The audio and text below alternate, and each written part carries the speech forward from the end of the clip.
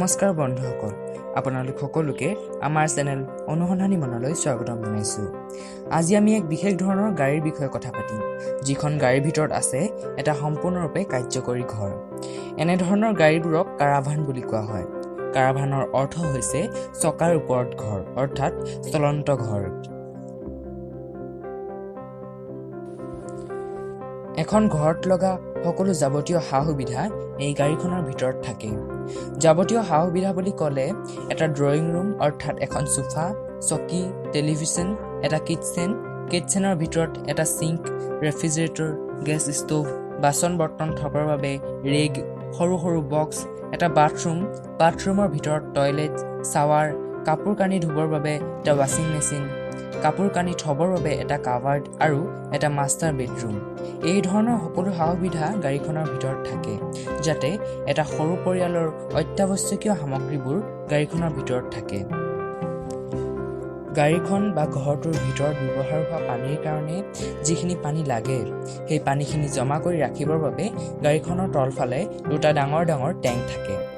এই টেংকৰ পানীবোৰ গা ধোৱাৰ সময়ত ব্যৱহাৰ কৰিবৰ কাৰণে কিছুমান সৰু ইলেক্ট্ৰনিক মটৰ আৰু ঘৰটোৰ ভিতৰত থকা ইলেক্ট্ৰনিক সামগ্ৰীবোৰৰ বাবে যি ইলেক্ট্ৰিচিটি দৰকাৰ হয়, সেই ইলেক্ট্ৰিচিটি প্ৰডিউচ কৰিবৰ বাবে গাড়ীখনৰ ওপৰত বহুকেইখন ছ'লাৰ পেনেল থাকে।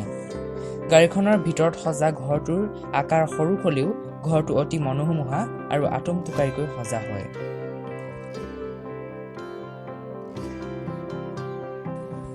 ঘৰটোত থকা ঠাইবোৰ যাতে অতি সফলভাৱে ব্যৱহাৰ হয়, সেই কথা লক্ষ্য ৰাখি তেওঁলোকে গাড়ীখনৰ ভিতৰত ঘৰটো সজাৰ আগতে বহু পৰিকল্পনা কৰি লয়। এই গাড়ীখনৰ ভিতৰত এটা ঘৰ অৰ্থাৎ এটা চলন্ত ঘৰ অতি মনোৰঞ্জনৰ কথা নহয়নে? অতি ৰোমাঞ্চকৰ কথা নহয়নে? যেতিয়াই মন যায় তেতিয়াই আপুনি নিজৰ ঘৰটো এঠাইৰ পৰা আন ঠাইলৈ লৈ যাব পাৰে। আপোনাৰ ঘৰটোৰ কাৰণে কোনো স্থায়ী মাটি নালাগে। অতি মজাৰ কথাটো হ'ল যে যদি আপুনি এখন ঠাই খুব ভাল পায়, তেন্তে সেই ঠাইখনলৈ নিজৰ ঘৰটো লৈ গৈ তাত স্থায়ীভাৱে থাকিব পাৰিব। যেনে পাহাৰৰ টিলা, সমুদ্ৰৰ ঢাল, নদীৰ কাষৰ অঞ্চল আদি যিকোনো ঠাইলৈ আপুনি আপোনাৰ ঘৰটো নিব পাৰে।